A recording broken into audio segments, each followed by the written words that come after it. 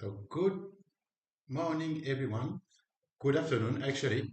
We are back for the 31st monthly Happy Pond tournament. Same as every month, we will have two tournaments today.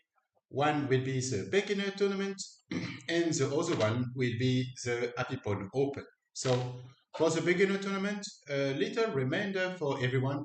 We have some rules, such as being under 14 years old. So it's beginner, it's also a kid tournament. All right. So it's for young players who wants to practice about their skills mainly, and who wants to try to compete against other students probably, just to know if they are better than the others or not. All right. So for all the Happy Pond students, especially for the Happy Pond students, we will have a little reward, which will be 100 points and also 10 points per victory. So there is 7 rounds. If you can actually win, let's say 3 rounds, you will get 130 points. As a bonus, there is your next Happy Pond class. And for the Happy Pond Open, of course, it will depend of each teacher. But as it's a little bit harder, I guess that if some students want to participate to the Happy Pond Open and they end up winning a game or winning even more than one game, maybe the teacher can be generous and give more than 10 points per victory. All right, so let's go back to our tournament. Good afternoon. Today I'm back with Mr. Magnus Carlsen. Mr. Magnus Carlsen is still thinking, but let's see. I guess he will figure out when he will look at the position we will have during this tournament. So for the Happy Point beginner, as you can see, we have 1, 2, 3, 4, 5, 6, 7 players. It means that as we have 7 rounds, we might be able for now to go until 6 rounds. Let's see, who do we have? We have Solal, Just PK, we have Mrs. Farside, Yosha and Farside always join the tournament, quite nice. Dr. Prijit, we have Yod Art, and we have Manas. So let's see quickly about the games that we have. We will open the 3 games that we have currently. And as I don't want to spoil anyone, we will go back to the beginning of the position, beginning of the game. All right, so first game we have is Farside against Yod Heart. Let's up. Okay, so as Farside is one of my students, I will have to cheer for Farside. Even if with 1,700 elo, it might be quite difficult to actually participate or actually win that game. But let's see. Everything is possible. Okay, all right. So little advantage for Farside as the pawn structure is a little bit destroyed on the black side. I really hope it will continue like this. Okay, so in response to their broken pawn structure, black actually chose to long castle that, which might actually lead to some options there. Maybe with a knight, maybe starting already to push a3 and then b4. It can be quite interesting. This bishop is mostly actually quite dropped. So this knight, this bishop, they both have to move if you push the pawn.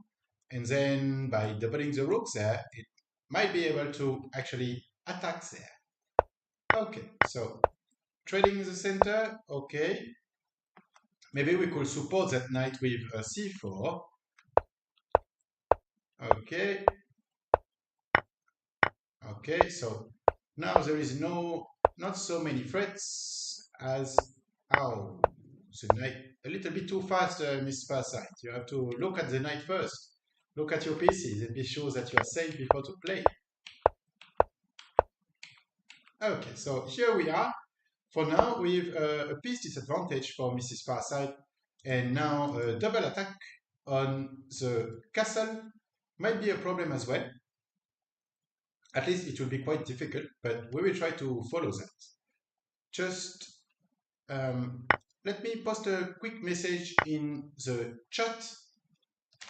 Please respect the rules of the tournament.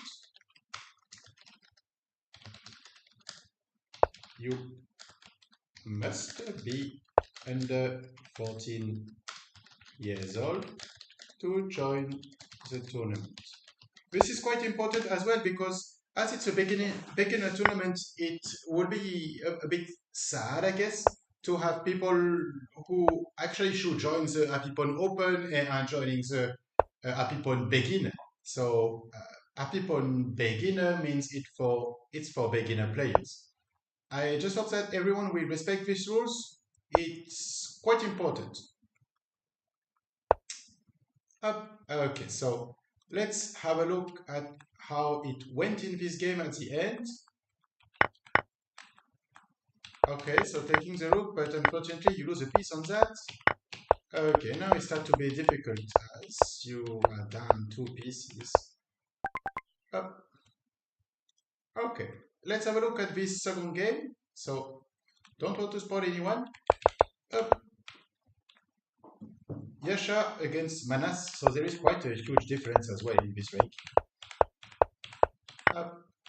Okay, so that's a bishop. That's a queen. And now I guess that black will actually, white will actually trade all the pieces, man. Okay, quick game. Because of the huge difference on level, mainly. Up, so the game continues around there. It's a bit difficult for far side as the opponent is quite strong.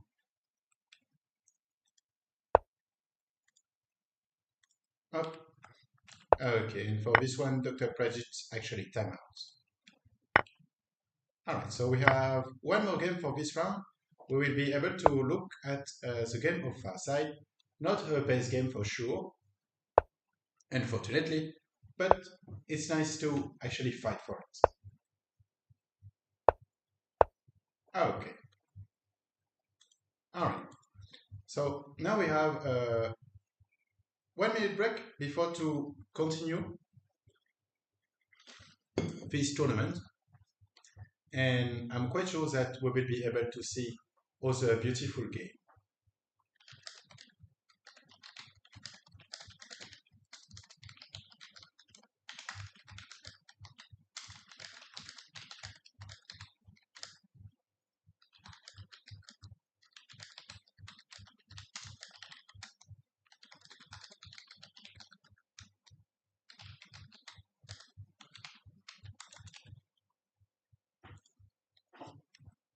Okay, so during that time, during the 15 seconds we actually be able to have a look at the Happy Pond Open with a little bit more players. Let's see who do we have as the highest ranked in this Open. For now, oh, I can see that we have Happy Pond Sebastian, we have Potato Turtle, quite normal to see them there, Jessica as well, Mad Leo Mom. Okay, Mad Leo Mom, good luck for the tournament. Quite nice to see you join this. Beyblade Happy Pond, which is also a student. Nice to see you there. And do I recognize someone? For now, I'm not really sure. Okay, so let's see how it goes. For now, 6 people actually won the first round. So we will have to wait a little bit more before to see any, I would say, people who take the lead of this tournament. Okay, round number 2. So who do we have? What do we have as a game for round number 2? We have free game again. Up, up, up. Okay, I open the free games. And we will go back. I don't want to spoil you at any time. So pretend that you don't see anything and we will go back to these games. Okay. All right, so here we have Scandinavian defense with the night version, which I quite like as well, even if it's not really a recommended version by the book, but kind of fun to play, I would say. Okay. All right, so little mistake, it just creates some troubles because you will have this bishop, the knight is pinned. Might try to be able to enjoy normal moves here for black should be long castle and then probably push the e5 pawn to have a rook there. have the queen there and try to open the column. Okay, opening up first, I'm not fully convinced about that. Mainly because after white takes a pawn, fine, black can take it back.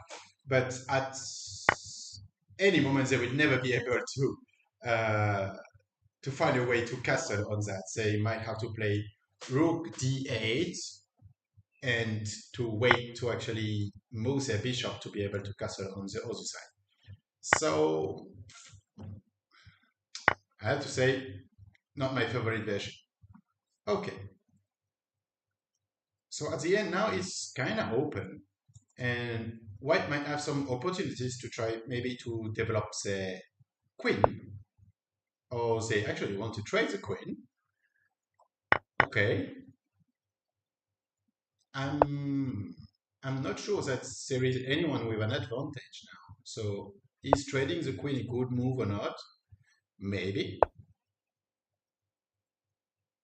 Okay, so I will of course have a look uh,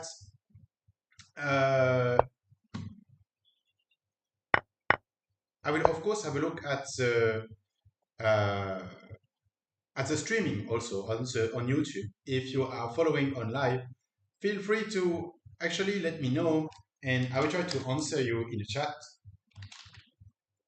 Uh,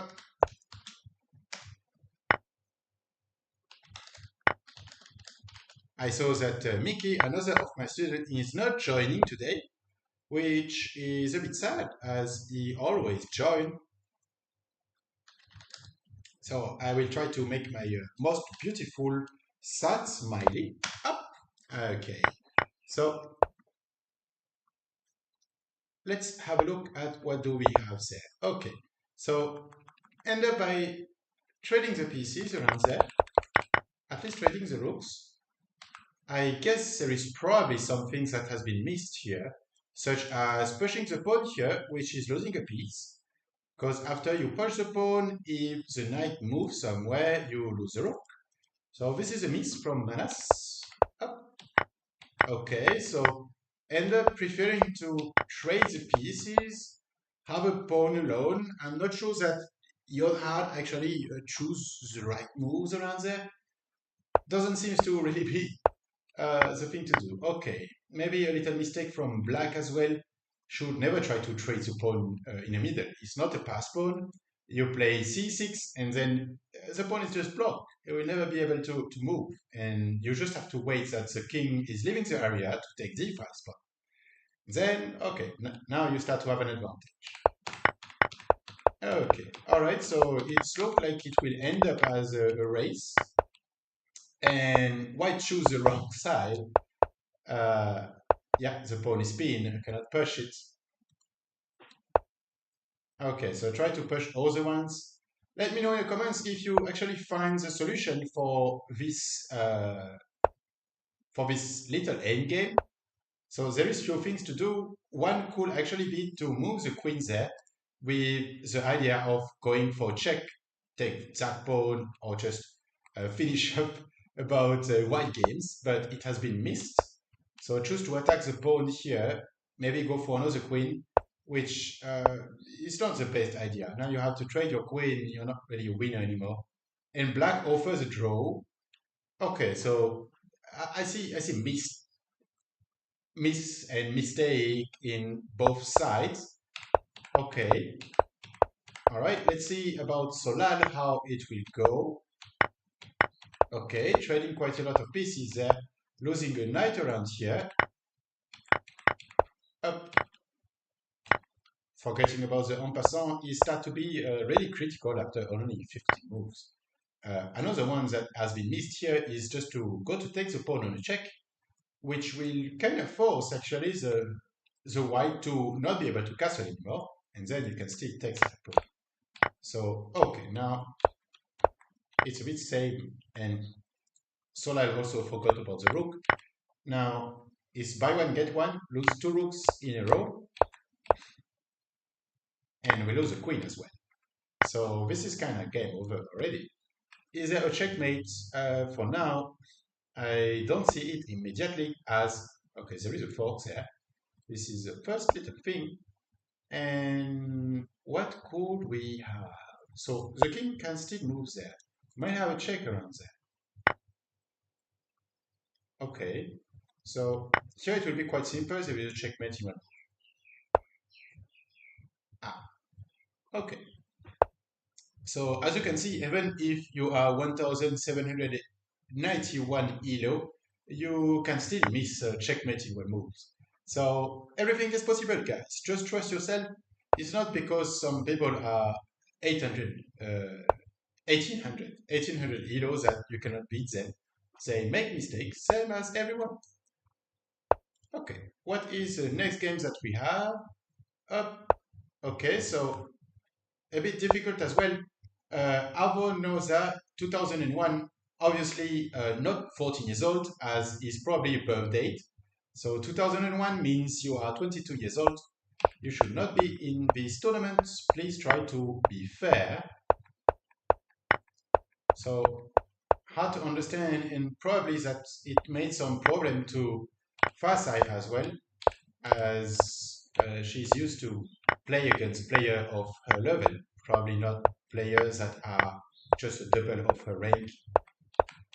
So I promise you guys, we will fix the problem really soon.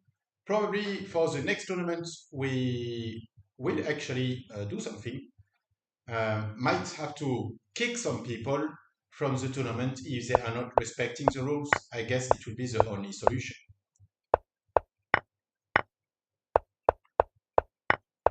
Okay, so trading the pieces, and then there is nothing really interesting in that game.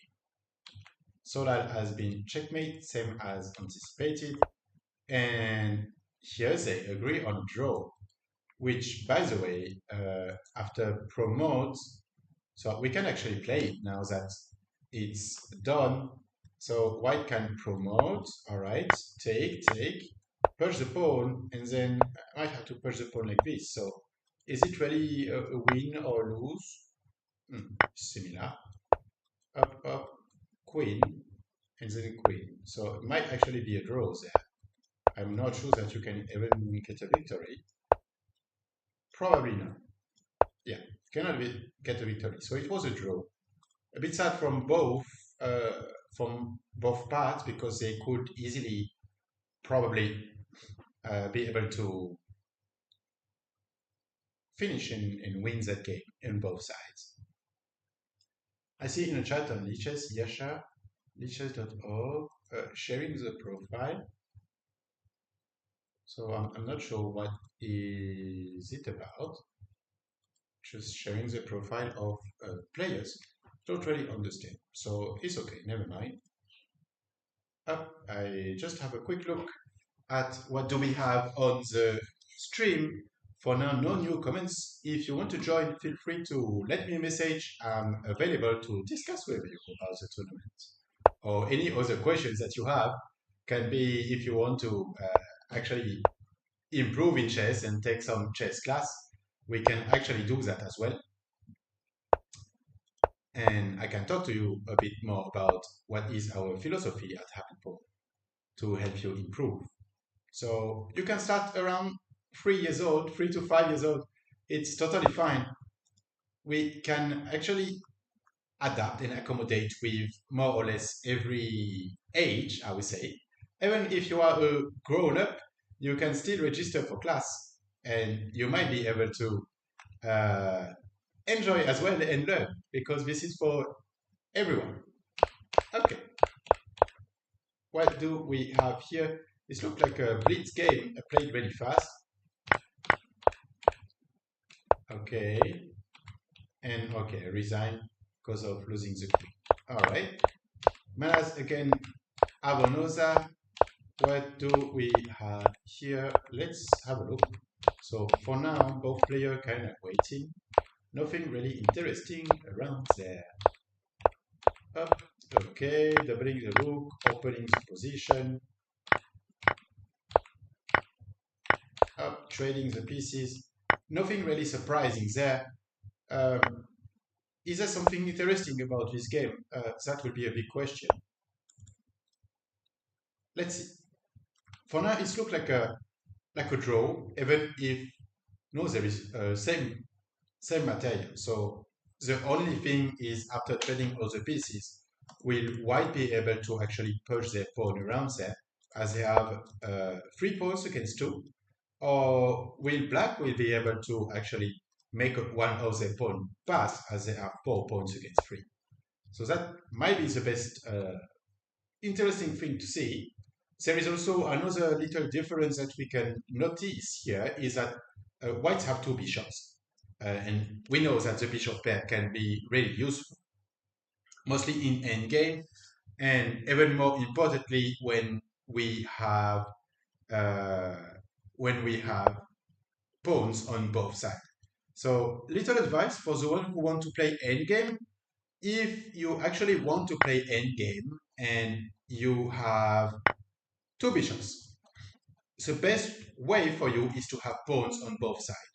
Otherwise, if you are the one having a knight, knights are much stronger when, for example, we delete all these pawns around there, right? We delete the pawns of the queen side, and if you stay only in a close area, or at least in a tight area like this, the knight is actually stronger than the bishop. So interesting moves that what white have done, trading the bishop while it's your advantage, destroying your pawn structure in the meantime, and even keeping the wrong bishop that is totally trapped by the pawn, might not be the smartest thing to do. But let's see, there is still some moves that has to be played by black if they want to be sure to win that game. One, actually, first one could be knight d5 to block the pawn from going to f4, as if in the other way, knight d5 is not played.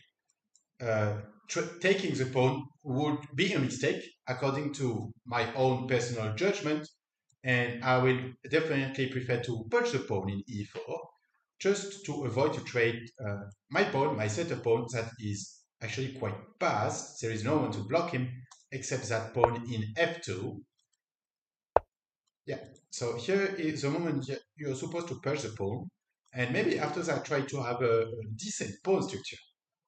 Pawn chain like this could be nice for in game. Up. Okay, so moving the king, quite nice. Now, unfortunately, you are a bit trapped. There is still some options, I guess, such as a knight f5. After pawn take, king take, you would have like a good position. The bishop will be fixed there, forced to defend the pawn. I'm quite sure that there is a means to actually put pressure on it. Now, yeah, now you have to trade, and you don't really have the advantage anymore. At least not the advantage that we were talking about. Okay.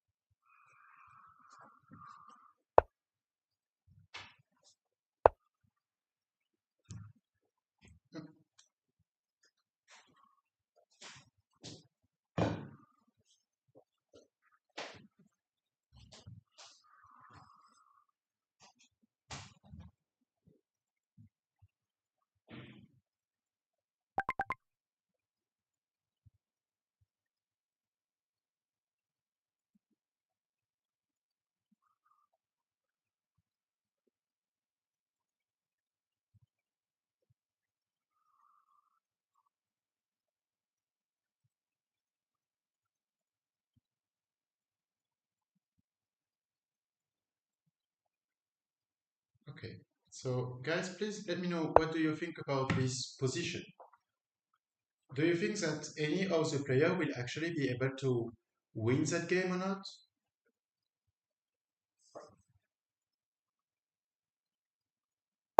It's quite nice, by the way, that actually white offer a draw.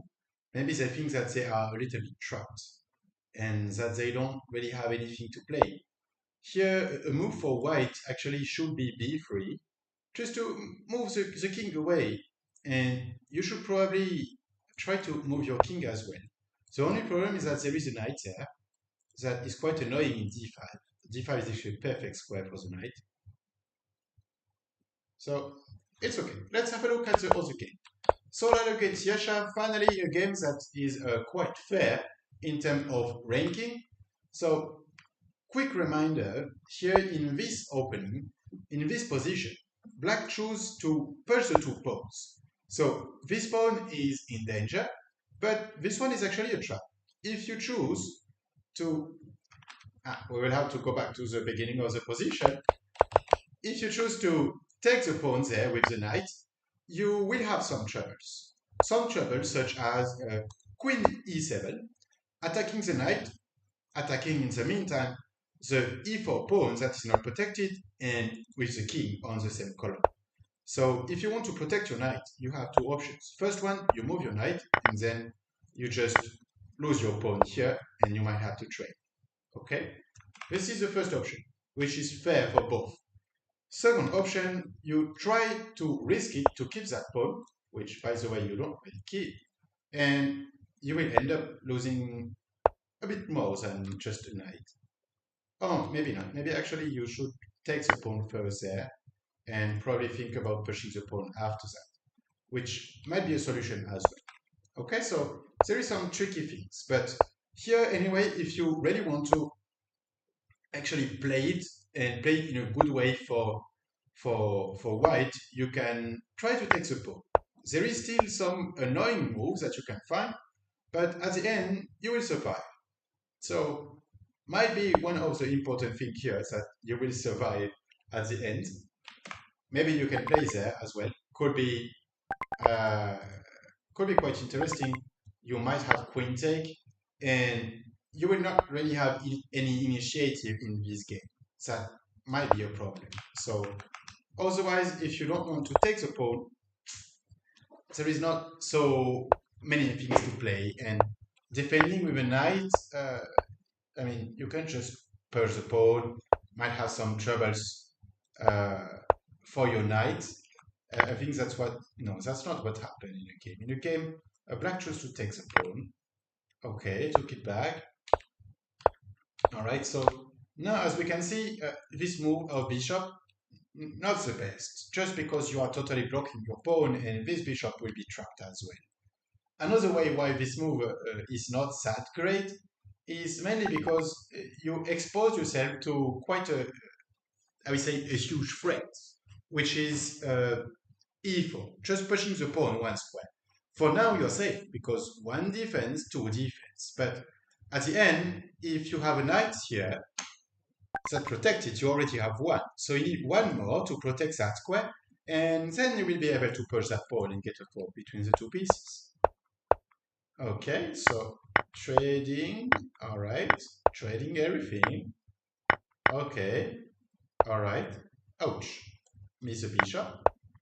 Okay, okay. I lose the bishop and end up giving the queen. Okay.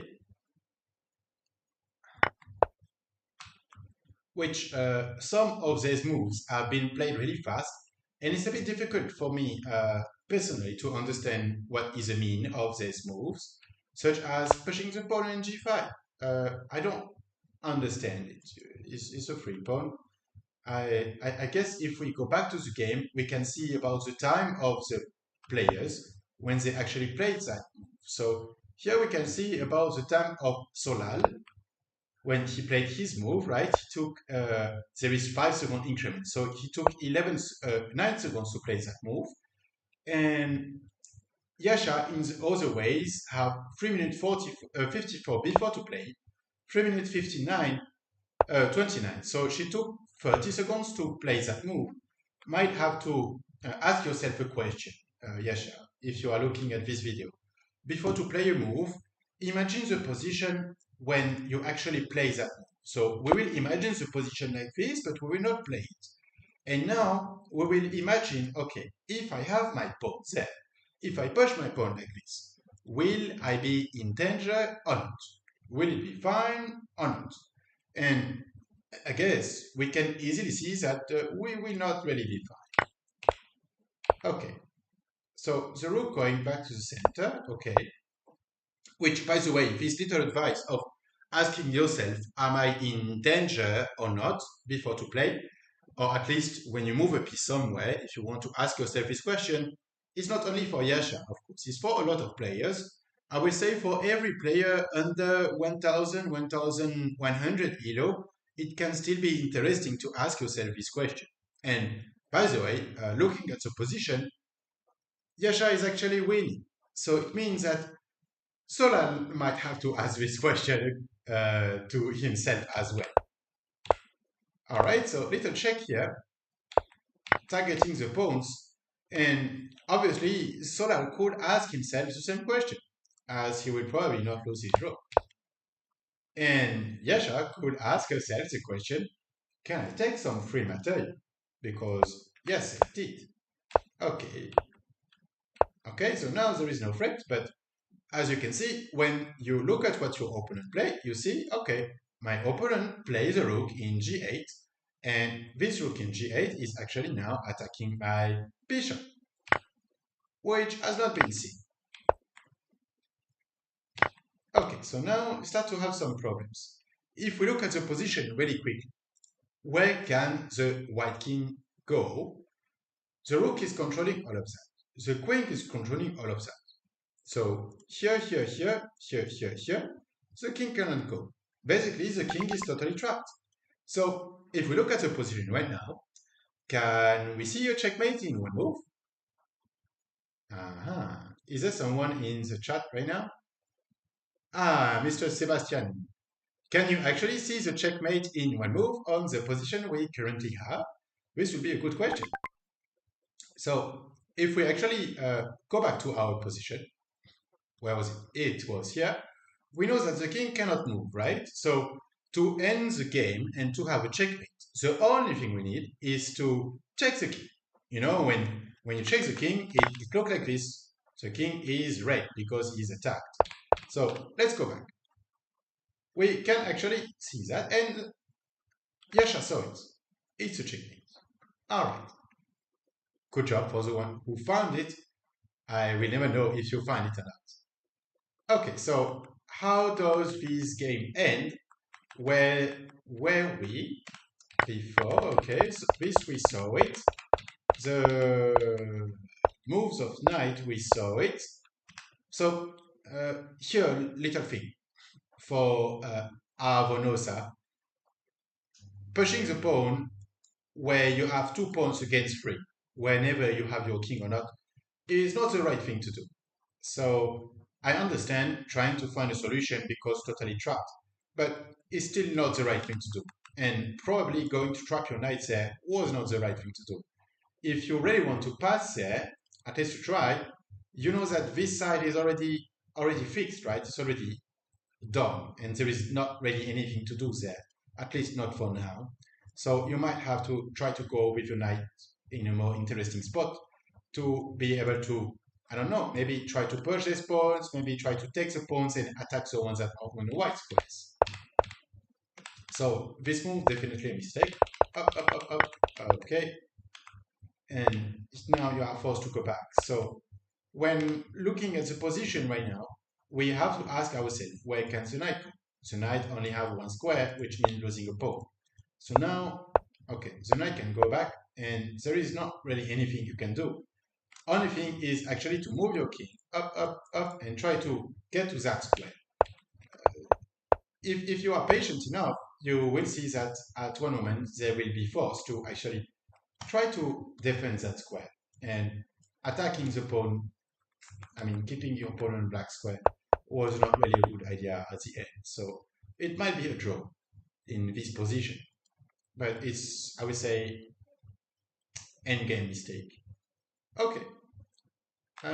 This game we actually missed it. We tried to have a look at it. Talk, talk, talk. Okay. What do we have? Do we have something interesting? Up. Okay, trading, trading. Up. Okay, getting a free knight. Nice. 4. Okay.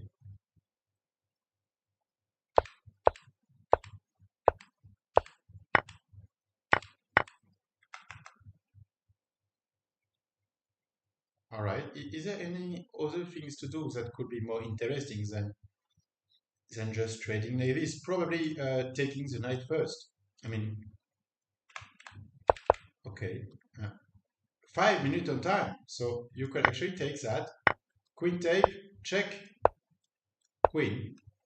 And now there is nothing to play except taking back the checkmate. And if you play random move, you have a checkmate there. All right. Up. Do we solve this game? We didn't solve this game yet. Okay, let's have a look at the game of Farside. So Farside is playing with black right now. Let's switch to black. I want to see from a point of view of Farside. So we have a Caro-Kann on an advanced version. Here, quick little thing. You have either to take the bishop or either to move it back, just in case that white decide to take the bishop. Then pawn take it back, and your pawn structure is a little bit destroyed. Okay, all right. So at the end, nothing to worry about. This one quite good. Knight, great. Okay, so for now, playing great. Up. Okay, so trading, putting pressure, 1, 2, 3. That's beautiful.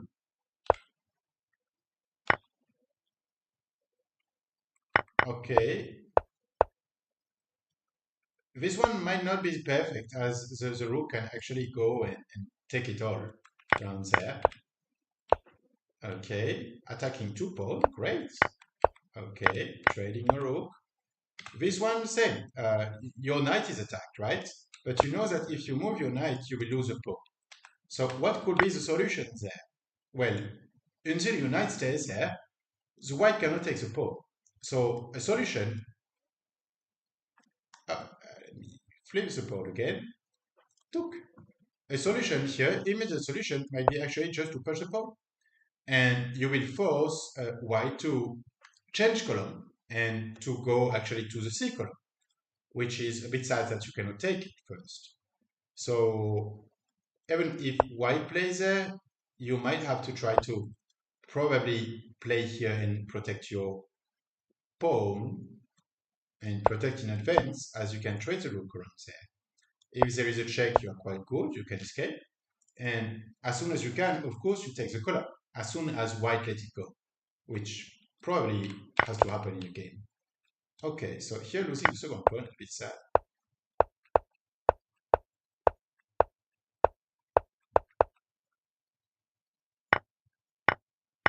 Okay, okay, and end up with a checkmate. That's a bit sad because your game was really good at the beginning, except that move with the bishop. Okay, let's go back to our round. We have few games already finished. We will try to focus on the Happy Pawn student as we are a bit late in our analysis and open the games that are left.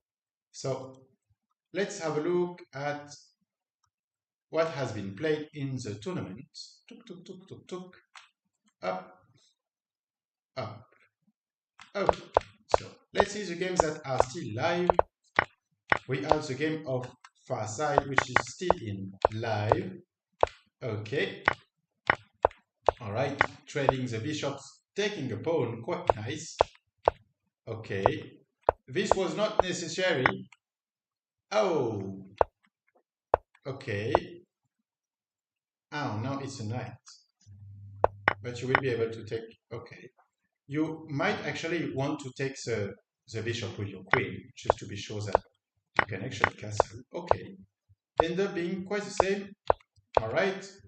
So here you could continue to push your pawn and then have a quite nice space for your pawns and no space for the bishop.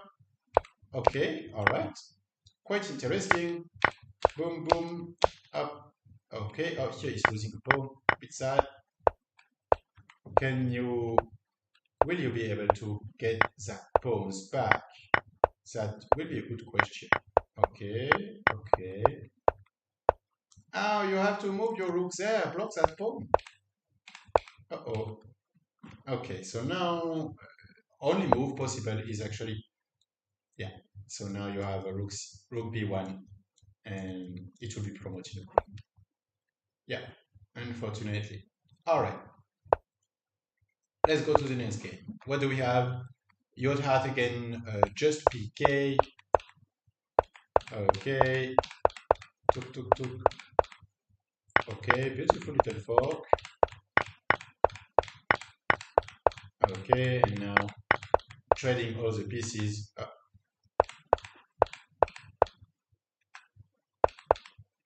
Up, free pawn, no free pawn. Okay, so this is something that black should avoid absolutely, which is trading all the pieces. Mostly when you are down, or take a fork, losing a pawn and trading all. Okay, game over. All right, let's go back to. So we have Yasha playing there. Oh, Yasha timeout, unfortunately. So we will be able to actually continue and look at what's happened in the next round. We still have two games ongoing, so we will keep them open even if it's already game over. Yeah. So up and then do you have, yeah, you have checkmate there. Hey, it's not a checkmate. Okay, you have actually to push that pawn, otherwise it will not be a checkmate. Okay. Bit of a miss. Here you can skip escape. Might have to move the rook there and or queen here. Queen here should not work as well. Okay. Searching for checkmate.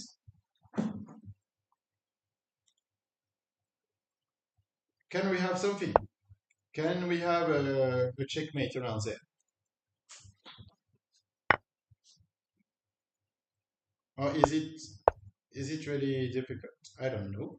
I really hope, Farsight, that you will be able have a draw on that game, but I cannot be sure that you will have it. It's highly probable that you will not, unfortunately. So yeah, a bit sad. Okay. In this game, it's similar actually. Oh, there is no way that it ended up in a victory for black.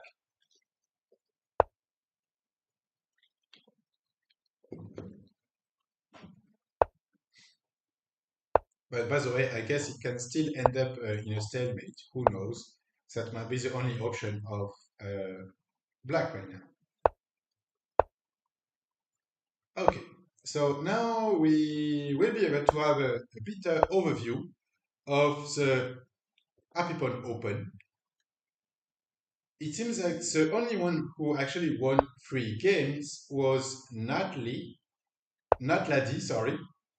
Uh, I'm always surprised by the difficulty of the names of the players, but there is still two players that can actually have 3 points. Actually, there is one player who can have 3 points. It will be between Samuel and Jessica. We might keep this game. Let's try to have a look at it. And is there also games ongoing? For now, not as I see, at least not with the Apicon student. So let's try to have a look at what happened in this game. Tuk, tuk, tuk. Okay. So it's still live. We try to keep an eye on it. Please be sure to let me know what do you think if you have any idea on this position. Okay. All right. Okay. So is this kind of thing work? I don't think so. For me, it's losing a piece, right? Oh, wait a minute. Actually, is it losing a piece?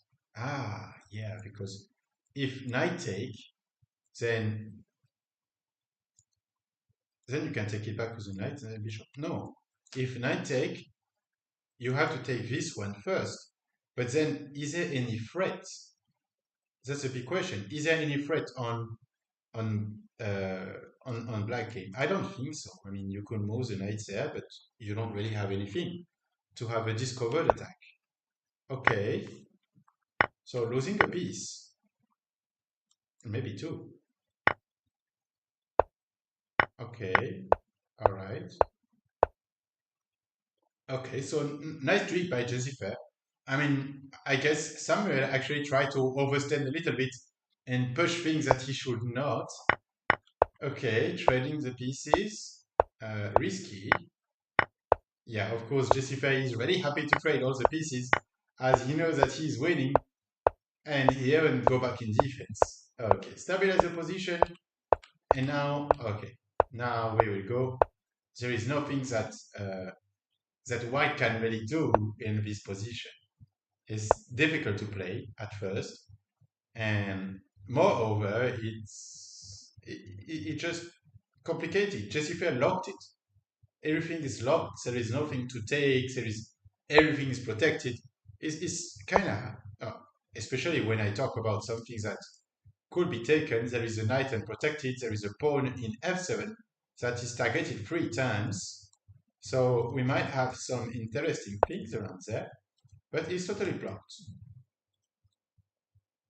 Just in case, let's say the queen move at one moment, sacrificing the queen on a knight, taking the rook, it will not lead to anything, at least not immediately, but slightly interesting still. Okay, so here Joseph succeed to actually trade a rook, which now he only have a queen and a rook to trade to be sure to win that game. And something, a little voice is telling me that he will actually do everything he can to do it. And he will never unlock his position, never unlock the pawns, keep protecting the pawns forever until the end, until he has an opportunity to actually trade that pawn. So, worth noticing as well, a bit too late, but I would say there is a pin on this pawn, which this pawn could be taken if the queen moves. Kind of interesting, just interesting to think about. Okay, so with a knight, you might actually be able to look for forks. Can be an opportunity as well, even if, as we know now, we know Jessica for quite a long time. It's not really the playing style of Jessica to try to play tactic. It's more about having a positional game and maintaining it. So if you play against Jessica one day, be sure to try tactic tricks. Be sure to go for tactic and especially to gain a little bit of material. Can be a pawn, might be enough. The big thing is that if you actually are down pieces or pawns against Jessica, you might never get it back because he will lock everything and it will create some troubles. So I'm sorry for you, Samuel, but I am not sure that you will be able to get your pawns, 2 pawns, and your knight again anymore. It's quite done about that. And offer the opportunity to trade the queen has been seen in exactly 2 seconds by Jessica. Trade the queen, only a rook left, and game is over. All right, what do we have here? So pawns still impossible to take, still protected. Rook might come there. Oh, knight first. What is the idea of Jessica around there? Probably. Okay. I guess the idea was rook d4. You see, told you. Jessica is Jessica, still a positional player, highly positional player. Means there is not really any options. All right, take it directly, pawn take back, and now pawn advantage there, pawn advantage there. Piece advantage is totally done. No mistakes, it will be quite clean. And now going for the queen directly. Nothing to say. Clean victory from Jessica. And then, cannot have the queen there. So maybe I have a check. Maybe actually queen there was interesting as well, as you can directly block the pawn. But now, okay, even better. And now we will have a checkmate. Is it possible? Okay. Where can the king go? Can go there. You have a check. Okay, king there or king there. All right. So king there was checkmate, and now it's checkmate anymore. All right, clean victory from Jessica as expected. Okay, so it leads Jessica and Natladi on the lead for this tournament. quite interesting.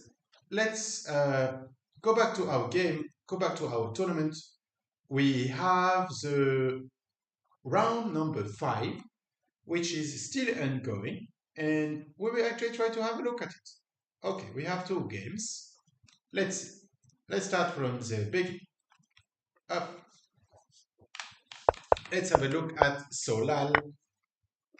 Okay, this can definitely be avoided, Solal. I know you can see that. Okay, or maybe it was a gambit that I didn't know. And everybody knows, I guess, that I'm a gambit player. All right. Okay, this is definitely have to look at what the opponent is playing. But yeah, okay. This could be avoided as well. Could just postpone. And of course, now trading all the pieces. Oh, trading a bishop against a queen, quite interesting. There is still a bishop there, a knight there, by the way. I don't know if any of the 2 players noticed. Obviously, probably not. Or maybe targeting the rook, 7 better. Alright, so after king to d7, is there something for checkmate? Probably not. Probably have to take the rook and then take the pawn for check. Might be able to get the knight back, as I highly doubt that the knight will move. Yeah, I highly doubt it. I think that a pawn will be pushed. Take my bet. I think about a pawn or a pawn sacrifice, piece sacrifice. I'm highly thinking about this one. No, the knight, but a wrong square for the knight. You're still losing the knight, unfortunately. Oh, it has been missed by white too. Queen take.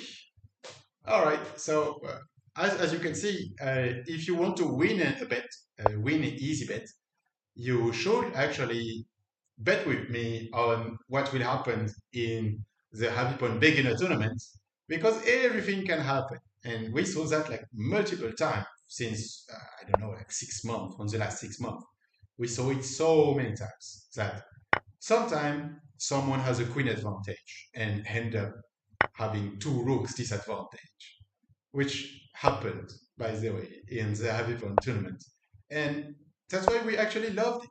It's similar to, let's say, if you are looking at uh, a small football league, for the one who actually love football, if you like small football leagues, you might see, all right, this is some moves that you and me we could play in our uh, maybe in our football Sunday afternoon football match with our friends. In some leagues that are not fully professional, this is what will happen, and it's the same in the beginner open. You might see positions that you might play in your own game that you might be able to see, all right, maybe I will try to learn about this tactic trick. Maybe I will be able to avoid this mistake in the opening that I just saw in the streaming of Lewis on the Happy Point channel. So might be something interesting.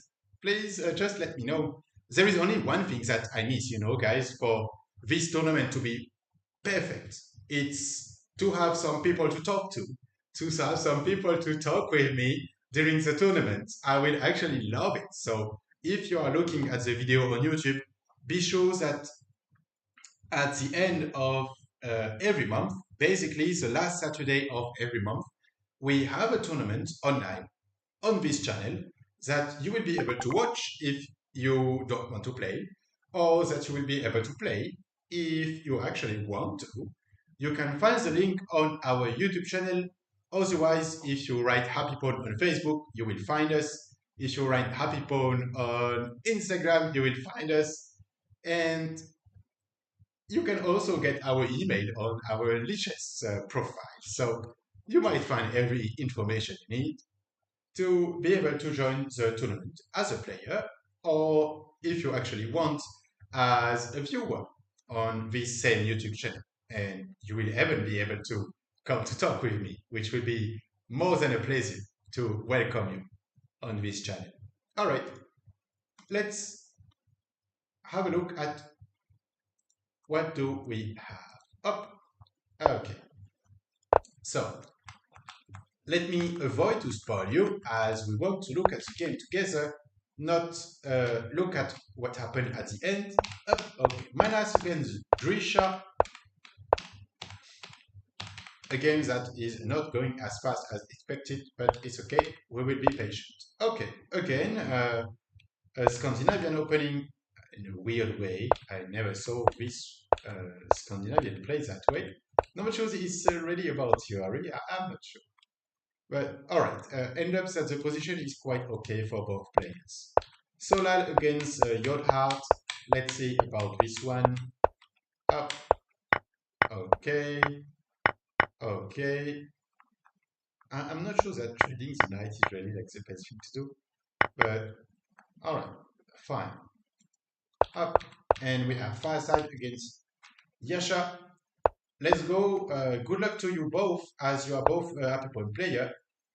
But I have to say, I will cheese a little bit more for Farside as she is my student. But Yosha, I wish you all the good luck for this game, and I will actually not cheer for anyone.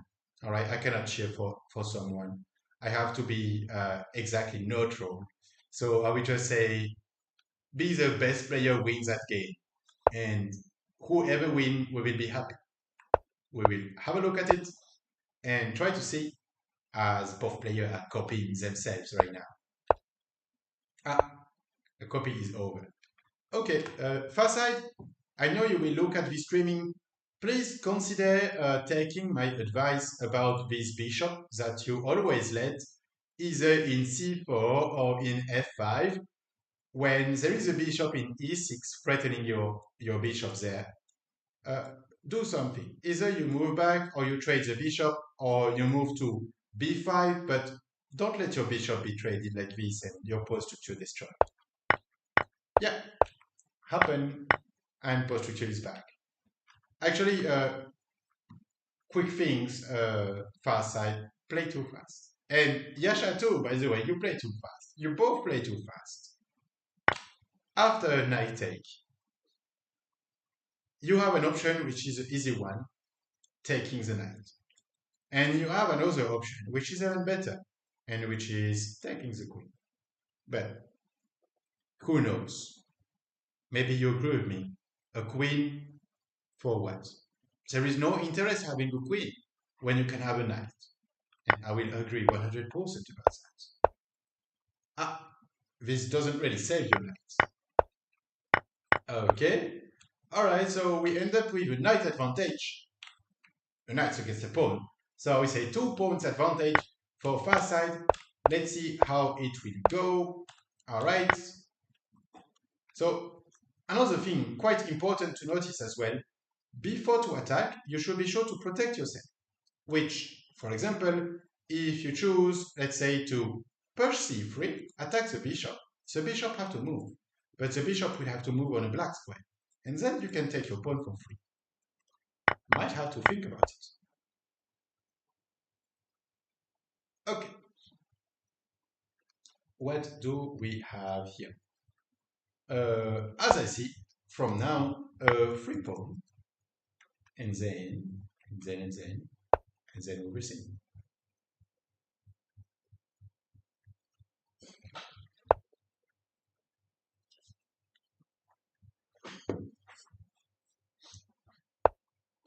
So, interesting enough, the rook, the best position for the rook is open column. So, your rook now is in open column, quite interesting, but you cannot stay there, right? So, if you actually want to move your rook, this square taken by the knight, this square taken by the rook, you might actually want to go to e7, as you will still control the whole column. By going there, your rook is a bit trapped. And that said, there is a bishop there that is not that useful as well. Might have to move it one day. Okay, so this is just to play a little bit too fast and forget about the bishop. Okay, but targeting the other bishop. So is there something interesting? For now, I don't see anything to take. A pawn that has not been taken. Uh, Interesting fact. Both players, actually, this happened quite a lot with young players, is that they are they know what they want to play, and if they were like the only player on a chessboard, they would probably win a game against themselves. But when there is another player, one of the most important things you should do at chess is to look at yourself, to look at what you are playing right now, just to be sure, like look at what you are playing, what you want to play, and especially look at the position. Look at what your opponent plays, because your opponent is playing the game too. And guess what? Your opponent actually want to win that game too. So, yeah, have to think about it. Both player wants to win, might have to consider a little bit about looking at what the opponent plays.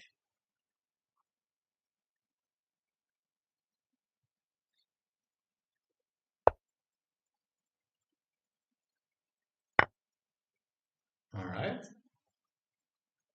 Keeping collecting material. This pawn should take it like 10 moves ago. All right. Let's go back to the other game. What do we have? So we were there. Up, up, up, up. Okay. So this could definitely be avoided.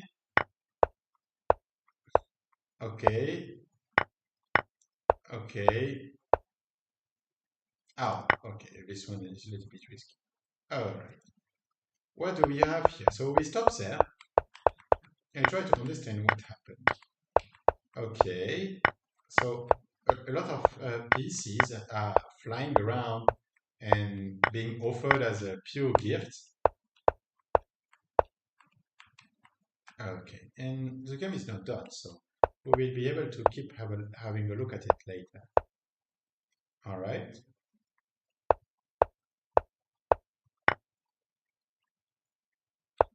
All right. Okay, so here, as white, you might actually want to save your knight. Okay.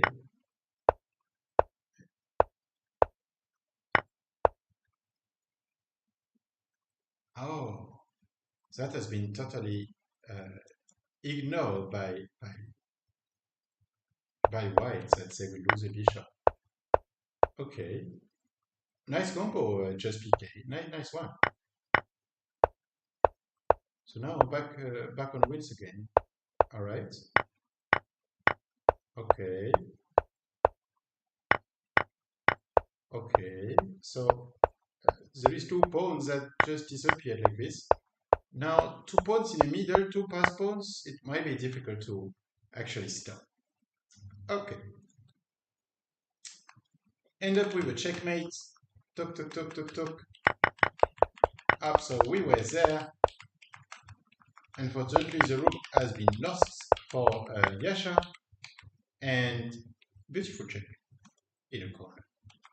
All right. So after that move, Krisha actually choose to let it time out, maybe because he knows that he was a bit in a difficult position. All right, so we have only one game left in this tournament. Yeah, this game, I mean, how did it end up like that?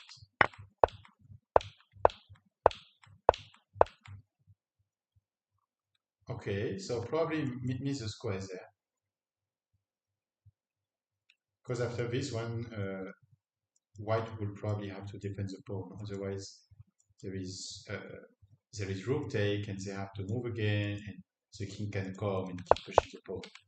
So positional mistake, I would say. Okay, so trading. Okay, if king take, pawn go. So now, like the king cannot take any of the two pawns. So we'll have to try to stop 4 pawns with a king. I don't really know how they plan to do that. Uh, yeah, I have no idea. Cannot say. But interesting enough, is there actually a way to checkmate with a pawn there? Okay.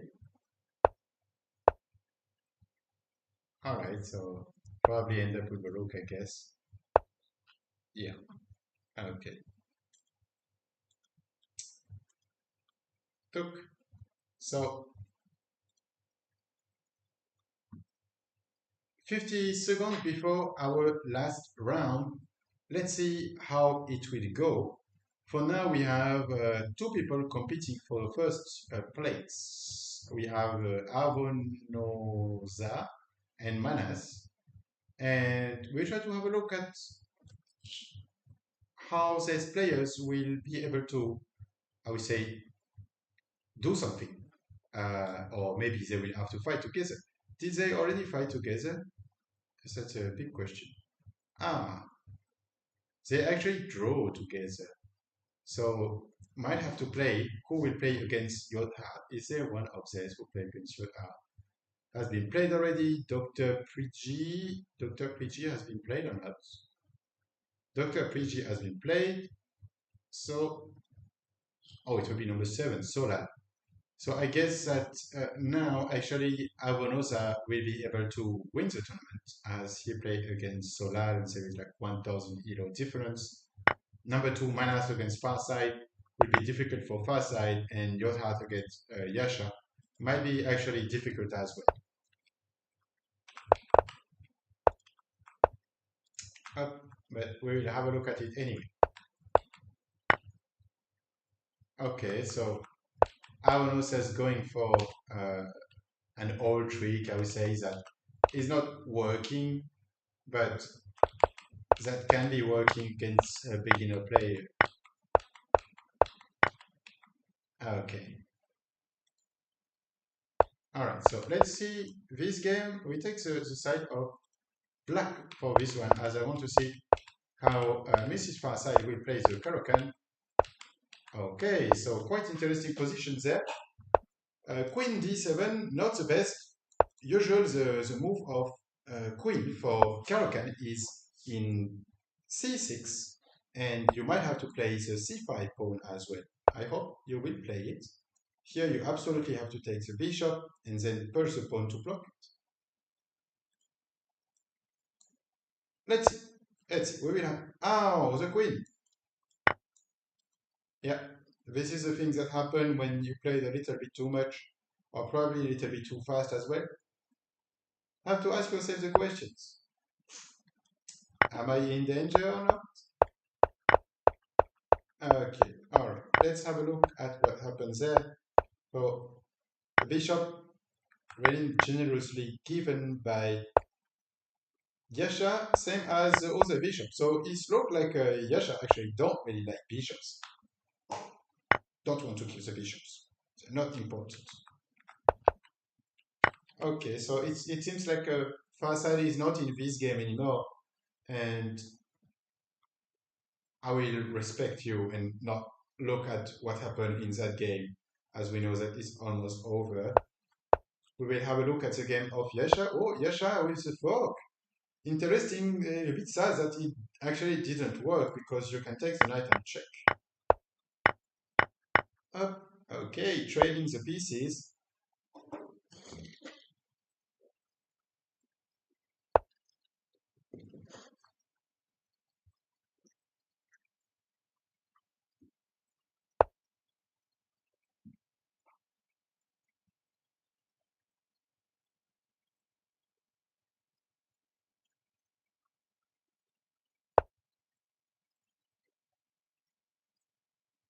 Okay, so might have some interesting stuff to prepare there. But for now, I mean, before everything, pushing a pawn, losing the knight. So this is a interesting tactic trick. Unfortunately, Yasha missed it. which is a bit hard to find, I have to say, but I'm sure that in a few years, Yasha will be able to see it and to find it about this tactical moves. But to just tell you, because I don't know what is your level, for the one who are looking me online. Oh, I'm checking, you see, now I'm checking like every 20, 30 minutes. I try to have a look at, you actually, is there someone who sent me a message on the live stream? So sad. It has not been the case until then. But I will do my best to check about that as soon as I can. Oh, what? I am not sure that I understand that. I mean, could take, could just take like the, yeah, could just take the queen with the knight. Okay, so now end up, okay, you have a two pieces advantage, but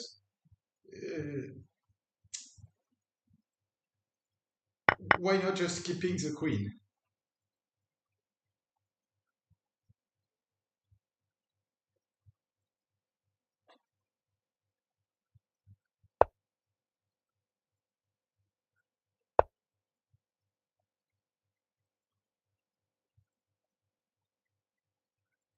Mhm.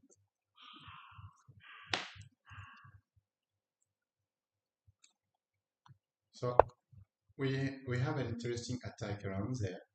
We supported by the bishop. On check, let's see where to go.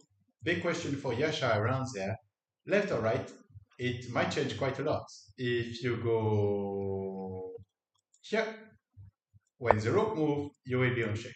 So Yasha actually chose the right one. Unfortunately, there is another threat that should try to see now is bishop b5. On bishop b5, the rook will be pinned, and it means that the rook cannot move, and you will lose the rook. But Yasha saw it, so quite a good game at the end from Yasha. It's quite nice to actually survive it there against a player that is like 800, actually double of your rank. A bit sad for that rook. So there is a possibility of a beautiful checkmate with knight e4 and then rook h1, but now it seems like it will be done. Still possible to do it. Still possible to do it with knight e4 and punching the rook. Might have to play it, but it seems that black are missing it for now. Still missing it.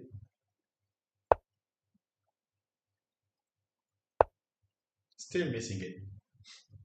I guess they will never see it because they are not thinking of any checkmates right now. So might be one of the things. And I guess that now white will actually push the last pawn they have. Maybe, and maybe black will take it back, and then they will have the knight here for the check. When the king has to go back there, they will actually push the rook to a1.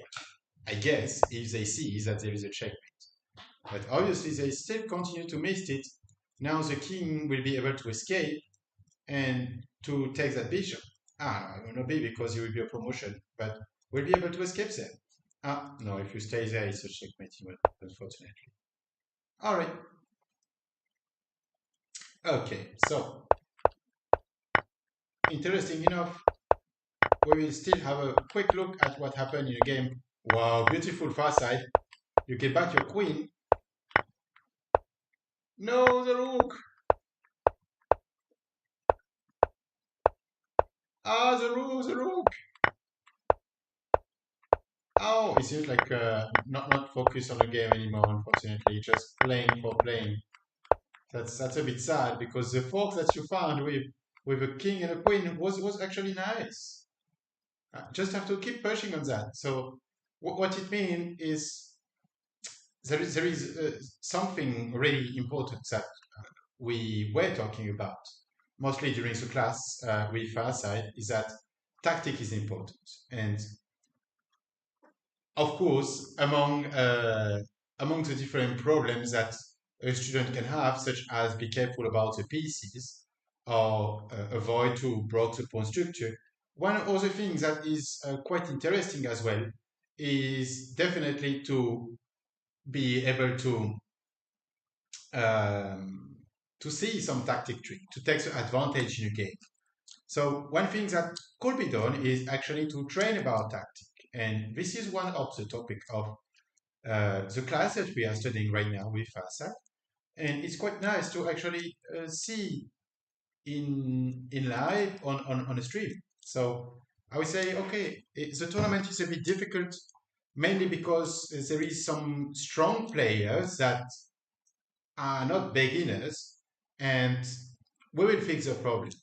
Trust me, we will fix it as soon as possible, and I hope that we will be able to convince all the students of Apple to join the tournament. If we can have it, it will be like a giant tournament and much more fun, probably, with much more players. But for the edition of today, uh, I would say congratulations to the winners, by the way. But when you are born in 2001, please, you can go to make the Apple Open, which is much more into your rank. So I would say congratulations to all the Apipon students that actually end up fighting quite well against the strong rankings that we had. And keep working, keep enjoying playing chess. We will see you later on the Apipon Beginner Tournament. It will always be a pleasure to welcome you and to see you play. So we will actually be able to skip to uh, the Apipon Open. I'm sorry, I got a little bit confused by a question that I saw in a chat of the Liches, Liches tournament, uh, which is, I have to tell it to you, which is, I am from Kenya. What do you guys think about Kenya? Uh, I don't really know uh, what, what, what is what is the point related to this tournament. I would say until you play good chess, I don't mind where you come from. Everyone is welcome until you can play chess and have fun while playing chess. So, even if you don't play chess, you are still welcome in the tournament, of course. There is nothing to worry about. So, wherever you come from around the world, if you can join the tournament, we are happy to welcome you and we will be happy to comment your game. We will. I will. Magnus didn't say words in the beginning of this tournament. Can you imagine that? How sad I am to have to talk alone and use my voice quite alone because Magnus is doing a weird face since like 1 hour 15 and he actually don't want to talk. So maybe, and maybe, if we can have 20 people on the live stream, we will invite Magnus Carlsen to join us on the live stream. Would be a great idea, right? So if you actually want to have Magnus on the live stream, feel free to support me. Feel free to support our channel and invite all your friends to join on live with us. And I swear I will share with you a copy that I will send a message to Magnus Carlsen asking him is he free on a Saturday afternoon to comment with me the Happy Pond Open. I'm sure that he will be glad to join, but I guess he has to check his schedule first. So we will see that together. But first, you need to bring 20 people on our live stream.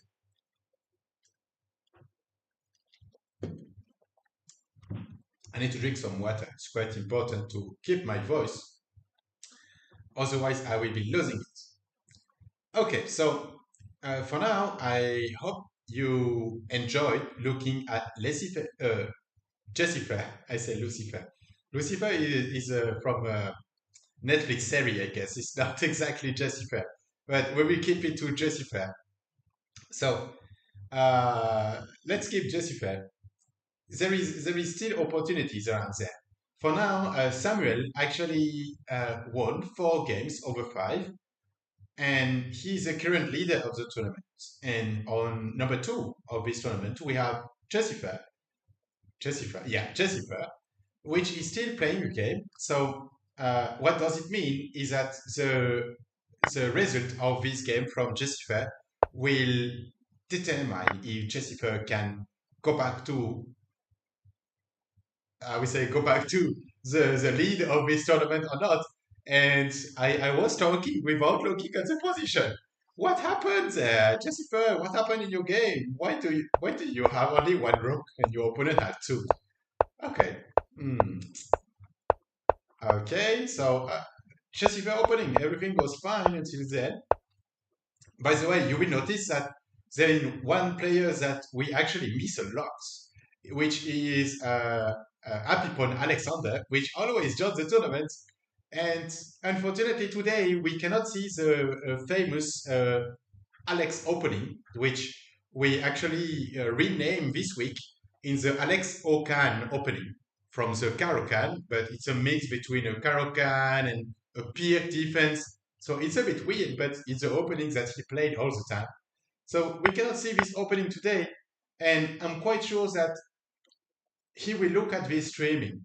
So guys, if you actually want to comment something in the stream, something like rest in peace, Alex, or please come back, Alex, we miss you in the tournament, it will be really nice, and I'm sure that he will read your message. Oh, okay, so here we have a little en passant, quite interesting. Okay, that was for to block from checkmate, checkmate threat. Okay, back to the construction. All right. Cannot say that I like this. I am not sure why to castle there, Jessica. Why not pushing the pawn? I am troubled around there. I don't understand. Okay, all right. So yeah, have to lose the pawn at the end. Okay. Oh, I cannot lose the knight because there is a checkmate threat. Okay, taking on a check. All right. So now you lost a piece, but it doesn't explain how did you lose the rook. Okay, so now you have two pawns for your piece. It's not that bad. One pawn. Ow! The rook! Okay, I understand now. So that's why the game is so difficult. Oh, oh, we're losing everything.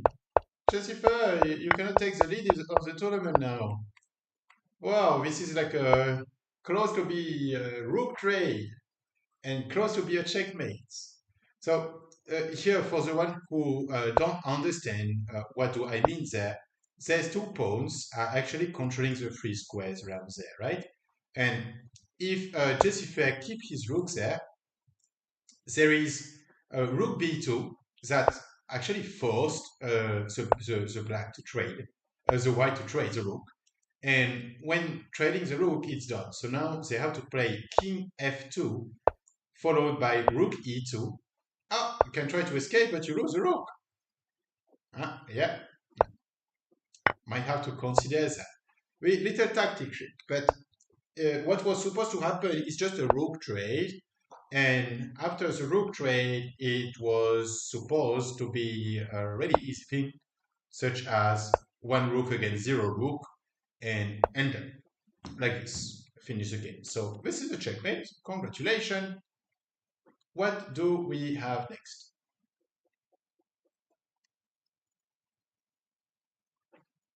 Tuk, tuk, tuk. Next round. So we will have two more rounds in this tournament. Might be able to see if Jessica can make a comeback or not. We will actually try to see what about the Happy Pond students that join the tournament. We have Madeleine Mom always joining the Happy Pond tournament, but unfortunately absent for now. Beyblade Happy Pond a bit same. Apipon Sebastian is missing as well. By the way, Apipon Sebastian is one of my favorite students. He will probably understand that and maybe tell me that he is the best student as well. I'm quite sure about that. But if you are lucky and you can have a teacher Seb, because it's teacher Seb, it's not really student Seb. But if you can have teacher Seb during your Apipon class or even during the camp that they are doing on Saturday. I have to be sure, but it's on Saturday afternoon. they do a class on Alliance Française in Bangkok, which is quite nice. And Seb is a really fun guy, so might be able to enjoy about that as well. Or if you are lucky, you might be able to join the chess and coding camps that usually happen during the school holiday. Usually it's for 1 week, and you can learn about chess, you can improve about chess, and you can even learn about coding. You do two times, two things same time. Yeah, I know. Some of you are thinking, oh, I want to go to holiday, I want to lay to the beach, but you can actually do that for 1 week, and during the other week, you can follow the Apipon camp and learn a little bit about coding with fun application and creating games, and also about chess because during all the time when you are not in holiday, you will be able to practice your coding and to practice your chess. But this is a secret. Please don't tell it to anyone. Okay, Nadladi, Bungle John, what is happening in this game? We will have the answers soon, or maybe not. Okay, it's been quite long time I didn't saw a bird opening, but all right, quite interesting from Tolkien, I guess. Am I saying it right? Probably, I hope so. So we will have a look at it. Oh, okay. Don't look like a bird anymore. Just look like a weird opening when you open your castle. Jessifer, for now, doesn't have any advantage, but might be interesting to see. Okay, so Samuel is on the other side playing against ZTH Namte. Can you please have a more difficult name that I will struggle to say? So I will just call you Z. Z, Mr. Z. Mr. Z, it's look better. Okay. Every time I see E4, E5, the only thing that come into my mind is F4 for King Gambit. I really love this opening, but when I see the knight after, I feel sad. Okay, another Spanish opening, but it's okay. I'm sure we'll have fun by looking at this game. Okay, ready? Positional game. Have to escape to prevent from the little fork around there. Okay. All right. So, not exactly sure what the two players are trying to do. I might actually try to find the answer about that later. Okay, quite a direct attack from Jessifer. Now that Jessifer castle, he's safe. 3 pawn on each side. Is the perfect position for someone who is, I would say, a bit perfectionist, but also who love to have a perfect position. So basically, positional players such as our D Jessifer, even protecting the pawns. By the way, yeah, protecting the pawns, you might think about c6 and maybe move the bishop first. Might be a little bit better, but I mean, this rook, I'm sure that you will find something for this rook a bit later, probably. Okay, so what is the plan now? A huge suspense. I can't actually get out of my mind the bishop g3, but you need to remove that pawn first. So, will Jessifer be able to do something like that? We will know later, but not now. First, we have to look at the game between Nataladi and Bungle John. Bungle John. Who was thinking that bungle is actually difficult to say? Cannot think about it. Okay. So this is a typical annoying thing, just like I don't want you to castle, I will put my bishop in your fianchetto. Which was, I don't know why it has been opened like this. It's always like something that I would love to know. Okay, might be the initial plan, but why moving the bishops there if you actually wanted to have a fianchetto? I'm a bit confused. Sorry for that. I'm a bit confused by what has been played. Okay. All right. So as black has a bishop pair, they might actually want to keep that bishop pair. But it seems like they don't really want to keep the bishop pair. Oh, okay. So lonely pawn there. Okay, we will actually go to see other games. What is advancement there? Okay, all right. Oh, interesting. Bishop sacrifice against two pawn, which is actually quite nice already. And now with castle that is fully open, is there a way for black to end that game or not? No, it looks like not. Uh, looks like no.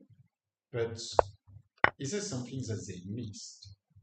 Because cannot be sure, honestly. Yeah, I would love to see about that, but we cannot see, unfortunately, because it's during the game, so we will have to wait. Okay, so end up not getting your piece back, getting a rook and two pawns for a bishop and a knight, which is okay. It's okay. Yeah. Can't say that it's good, but it's okay. All right. We will keep having a look at it a bit later. What happened in that game? What did Jessifer end up doing? Sacrificing. Ah, nice little trick. This is tactic 101. Up, creating a pin and taking, which is something that is not protected because pinned, right? White cannot take the rook anymore as they are pinned. So interesting. Okay, moving back the rook, and now guess what? Rook e8. Have to be careful about the little fork there. Is it even an option to sacrifice the bishop, pawn take, rook take, and then having a big attack? Could definitely be an option, but probably not in the mind of Jessica, as a bit too positional for that. But quite nice, all right. Bishop advantage. White resign, quite nice to resign there from white, as there is still quite a lot of things to play, actually. Okay, so we have two more games. We have two more games around there. Let's try to see how it ended. Okay, going back. So, is there anything that you see and that could be interesting? What is not really useful piece for black? Maybe actually to try to activate a bit more the rook. So we know that the knight and the bishop are defending that one. So if you want actually to attack this pawn, it will be difficult. We have to attack one of these at least, remove it, and then wait for the other to move. In other way, moving the rook there was not that useful as one attack, two attack, one defense, two defense. So, all right. Now, white are trying actually to attack, maybe with the rook or something like that. Can be interesting, or I think more in an easy way with potential check in e7. Might not be the most useful thing for now, but might be useful in the future. So maybe it's time for black to actually move king h7 and push the pawn. I mean, it looks like the only options that I saw now that they move back the rook in defense. Okay. Natladi against Bungle John, still not over.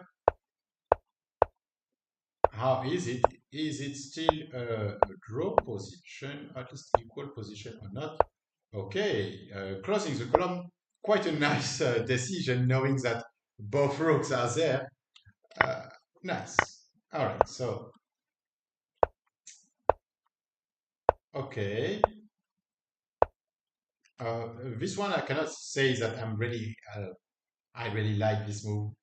Okay, fine, you will open a column for your rook, but honestly, is it really worth it compared to your pawn chain? probably not that much. Even on a check, you can go back with a bishop, and there is nothing that will end up like being a problem. Okay, here could have an en passant, but not that interesting. One more time. The knight is much better there. Okay, taking, taking. Okay, choose to trade, but black actually don't really want to trade. With 8 seconds on the clock, black might be a good thing to start trading pieces. I mean, it's still better than losing pieces for free. Yeah. And now on the check, he says something. Unfortunately, there is still a square that this Dia king can escape. Okay. All right, so going for the check there, but losing the pawn.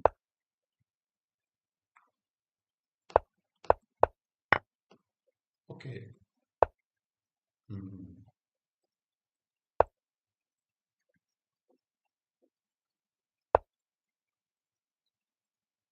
So I don't really understand what white are looking for around there. Okay, so what happens?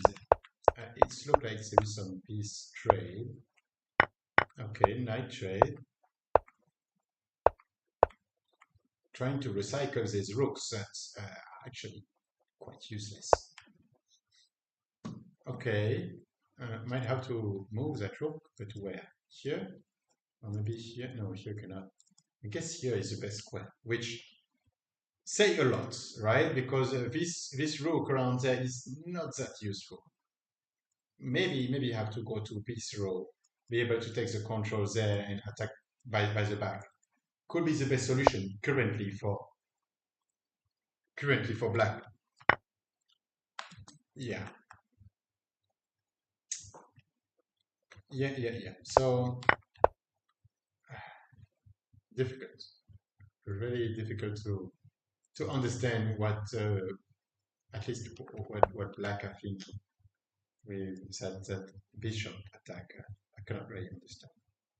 I'm sorry, guys. I try to understand what both players plays, but I don't. Maybe if you actually understand it, just let me know. I just saw actually in a game that Mr. Z, as we call it now, actually offer a draw, which of course have been declined by white, quite understandably. And trading the piece, okay. So maybe that black are hoping to trade the pawns, and if they trade the pawns, they might be able to have a draw. As I highly doubt that white will be able to checkmate with bishop and knight. Highly doubt about it. Do not say that I absolutely don't believe that they can. Mostly, I mean, when you actually trap your knight and there is a move like a rook c7 that is just taking a free knight. I mean, the knight have only one square and it will be lost. It says quite a lot. All right, it says quite a lot about the players. It's quite a lot about what they can do about their ability. Black are obviously looking for draw and totally avoiding to take the knight because it's a free knight now. We are talking about a free knight, so end up with a draw. Okay, so a draw means that Samuel actually will have 4.5 pawns.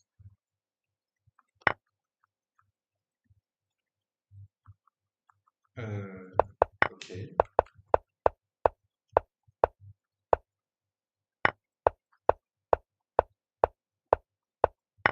Okay, a series of moves missed by player. All right.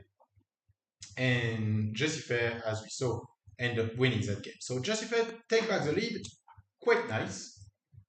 Uh, Need actually to confirm it, at least with, I would say at least with half point, but the truth is that Jussifer will have to win the next round as well if he actually wants to be able to win that tournament. Otherwise, as you can see, you have a little numbers there, right? And this is a tie break. And the tie break is the number of points of your opponents during the whole tournament, which means that the one who has the highest tie break will win the tournament if there is an equality or same score between two players. That's why you can see here you have three players with 4 points, but Mr. Z is first because he has a higher tiebreak. And here it's a bit the same. Between Samuel and Jessica, Samuel actually have a higher tiebreak, which means that just in case, Jessica make a draw and Samuel wins the game, Samuel will actually not be winning. Samuel will be winning the tournament instead of Jessica if they have a 5.5 point each. So Jessica is playing against Gross and N. Gross and N. Should be difficult to say as well. Player with 4 points, 1700 elo, which is, I think, doable for Jessica. What about Samuel? How is it going for Samuel? He's playing against Bungle John, 1500. So it's look like both players will be able to win their games, at least on paper. And the next one is Mr. Z. Mr. Z with Nat Laddie that are fighting for probably for the fourth place right now. Even, yeah, fighting for the third one, fighting for the bronze medal actually on this tournament. So we will have a look at all the three different little fights that we will have. Let's, same as always, try to keep the games similar. Let's start with Mr. Jessifer. Mr. Jessifer, not Lucifer, but we can still have a look at it. Okay.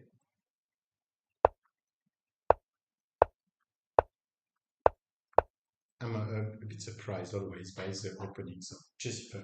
Either is a highly uh, positional game. Either it's really not a positional game and a bit weird opening.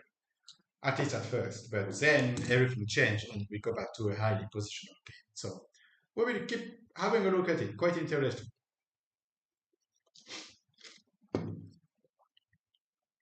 Okay, so for now, Jessica taking, I would say, the lead on this game, taking at least the initiative.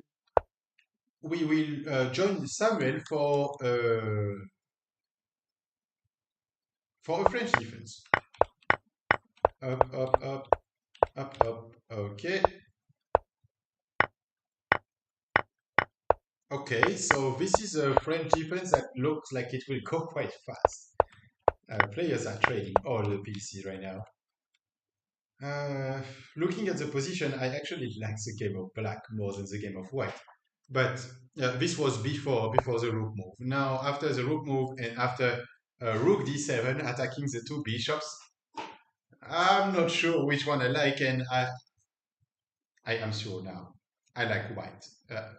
Rook there, two bishops attack, right? If white actually, black actually take the knight, then can take one bishop, at least. Might have to take this one first. This one will have to move, maybe there, and you will still have opportunities. But now, okay, you don't want to lose a knight. So what could you do? Maybe that one first.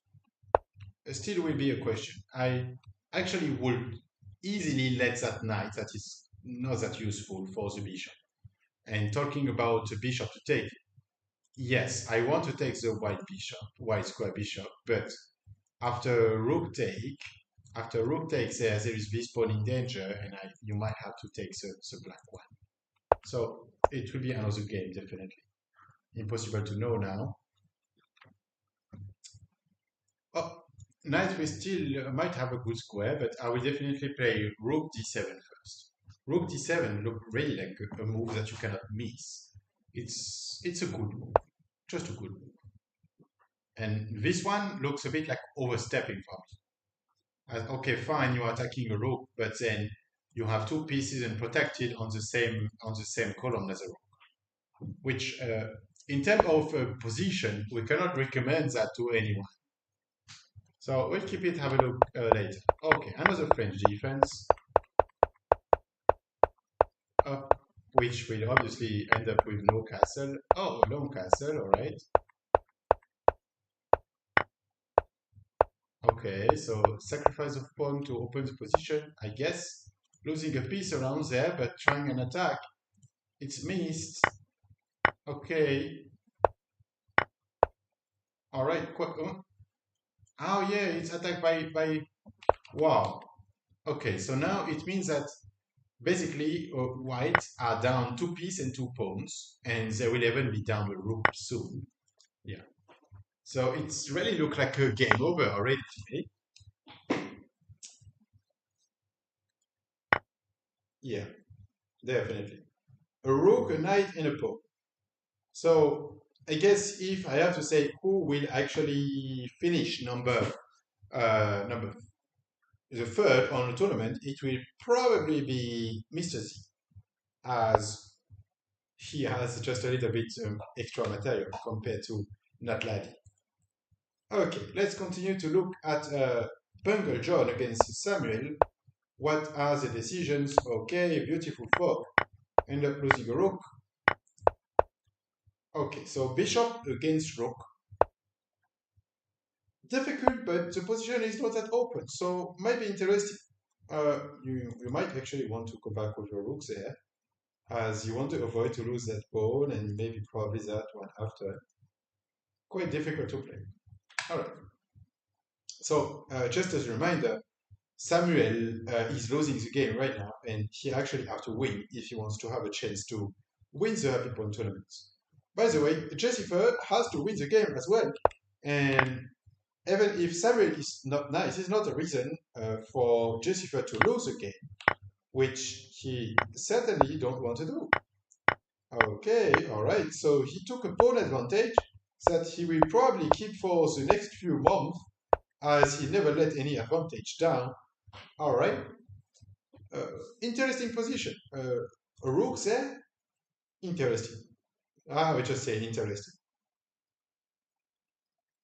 Let's see. We almost already know that for now, it's looked like Jessifer don't really have any interest of trading the rooks, but trading the queen, sorry, just because he has a much better game right now.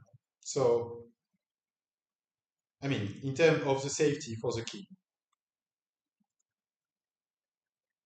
Okay, so has to move the queen, but where to go?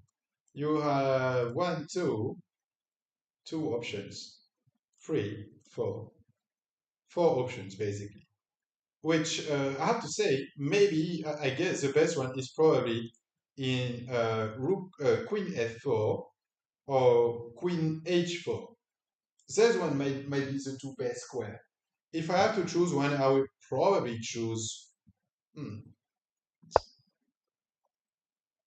I don't know. I will probably choose actually F5, F4. Sorry, just because you might have a check there.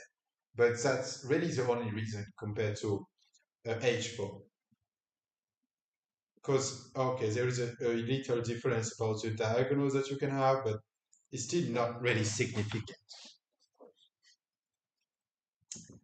Okay, might have to try to develop the rooks. I guess that will probably be one of the top priority in the future.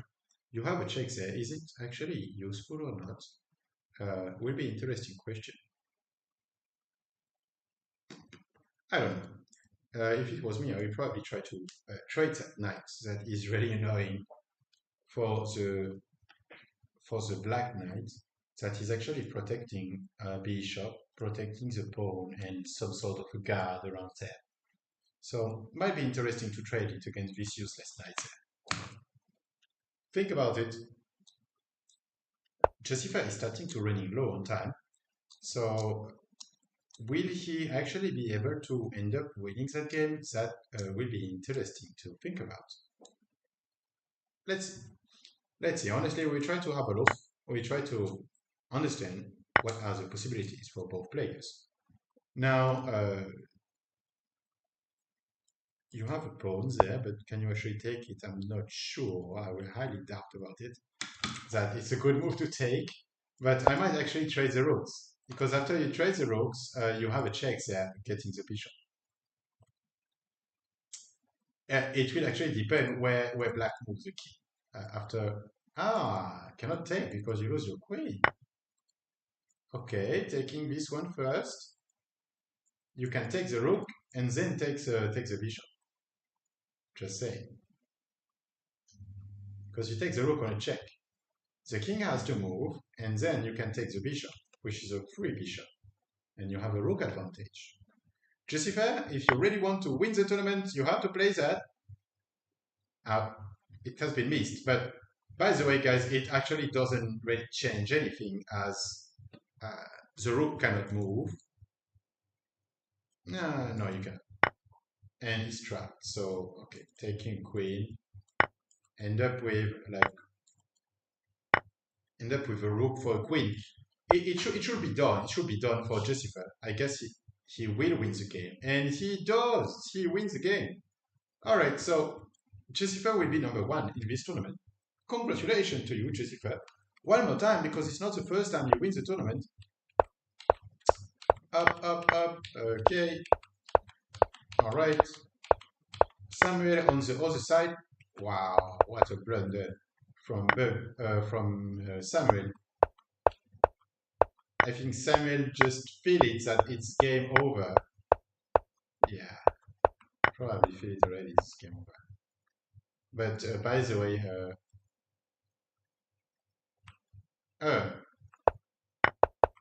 Bungerjohn actually feel it because Bungerjohn is down pieces. But okay, so by the way, Samuel, I don't know how you push your pawn.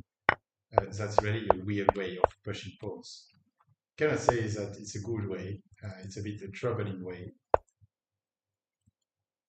And giving a free bishop for what?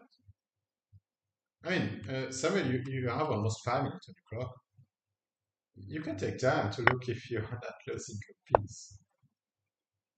Okay, so now I guess it might be interesting. I mean, there is a way that white can actually get back the pawn at first, which will be impossible to defend with a rook like this, but might have to actually play rook there first. It's even better. Yeah, okay, want to trade. So no trade, of course, for white. Okay, attacking the pawn, good solution. All right, so now you have your pawn. For what? I'm not sure about this one. Okay, you can keep it. This attack is quite interesting.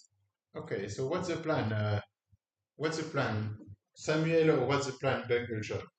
I'm confused by your move, guys. I don't understand. What do you play? I don't get it. All right, so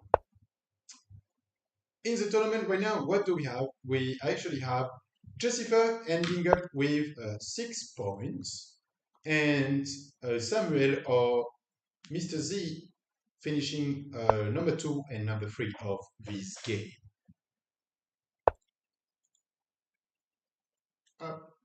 Okay. So not so much time left actually now. What is the option? What is the option for Bungerjohn? Have to start targeting the pawns. I mean that's the key. You have to get that pawn before to try any. Yes. And just in case if black try to protect the pawn or push it, rook h4 and take the other pawn. Which now you are sure to get a pawn. Already good news, right? You're sure to get a pawn. So pawn on a corner, rook against rook. It looks like a draw to me. In case of a draw, what will happen? In case of a draw, Samuel will be third in the tournament. So Samuel has to win. But Bungerjohn, it will not change anything for Bungerjohn. Okay, so this is actually a good move for white. What black just played.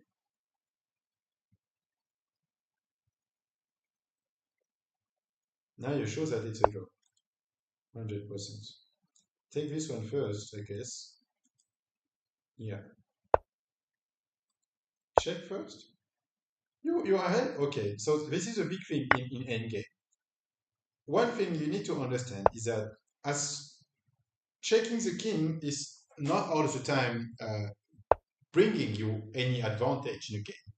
If you check to help the king reaching the destination that he wants to go, you will have some troubles. because you are helping the other king to go. So yeah, I might have to consider this option before to play. Okay, if I check and the other king is going to the perfect square, then I should not check. Okay, 100% a draw. There is no way that any of these players will be able to pass. Only way is like a blunder. Okay.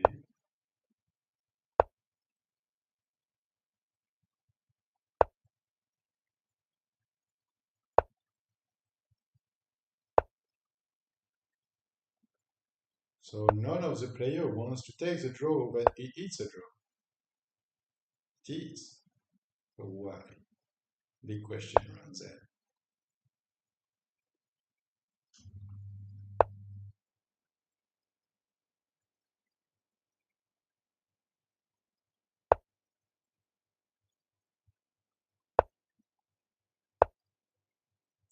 You can keep your rook there. I mean, that's probably the best square for your rook.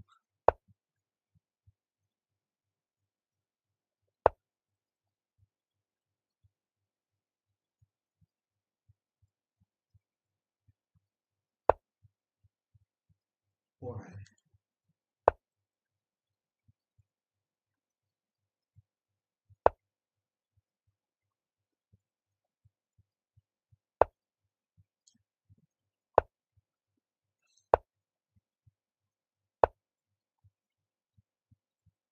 I don't get it.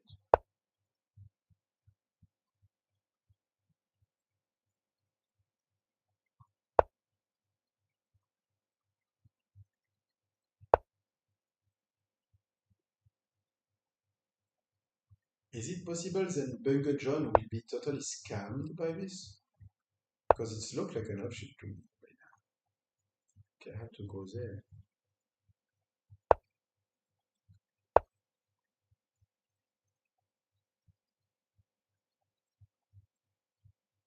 I'm starting to think like, wait, is there an option that one of the two players got scammed, and if there is one player that will be scammed, I'm starting to think that it will actually be Bungle Jones that gets scammed.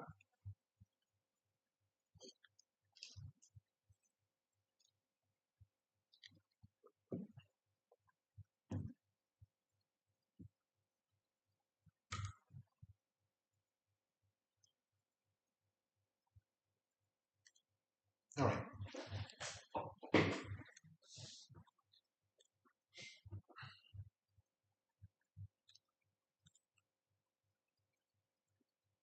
I'm not sure what both players are doing, but it's 100% a draw.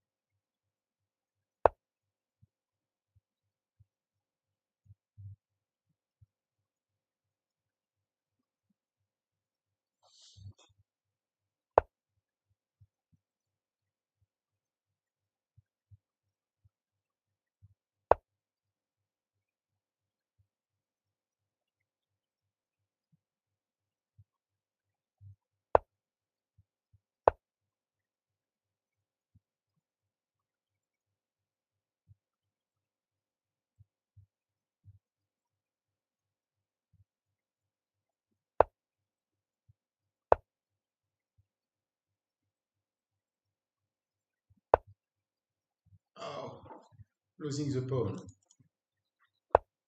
Yeah, has to happen.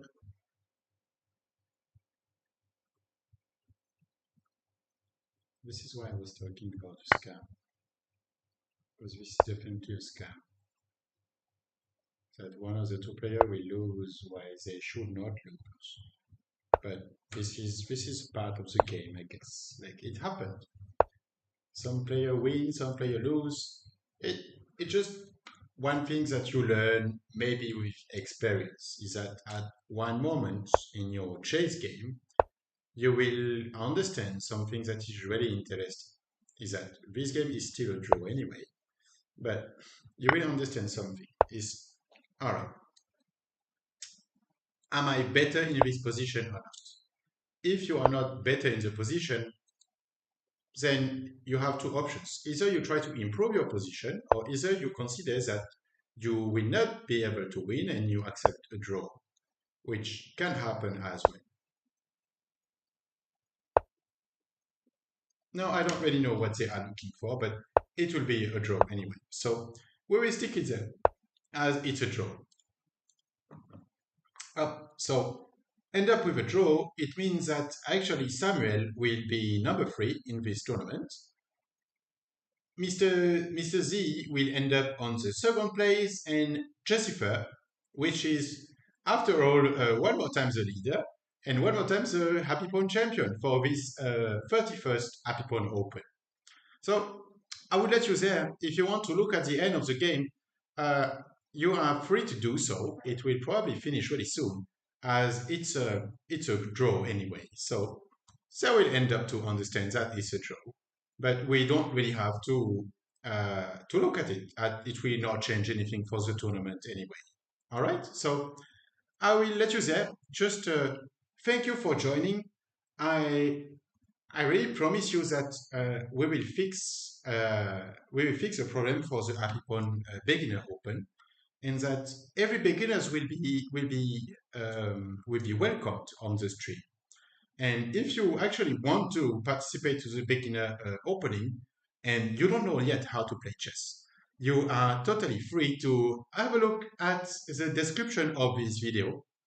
You might see the links to contact Apipon and to contact us if you want to learn more about chess. So it doesn't matter what is your level, that you don't know how to play yet, or that you already have a good player and you want to keep improving and beat all your friends at your, I would say, local friend meetup, but you will be free to do so. So for my part, I will have to let you there. So I will just say, have a good day, everyone. Have a good week. Have a good month. And see you at the end of next month on Saturday. I don't know which day exactly, but end of November for our 32nd Happy Pond Open.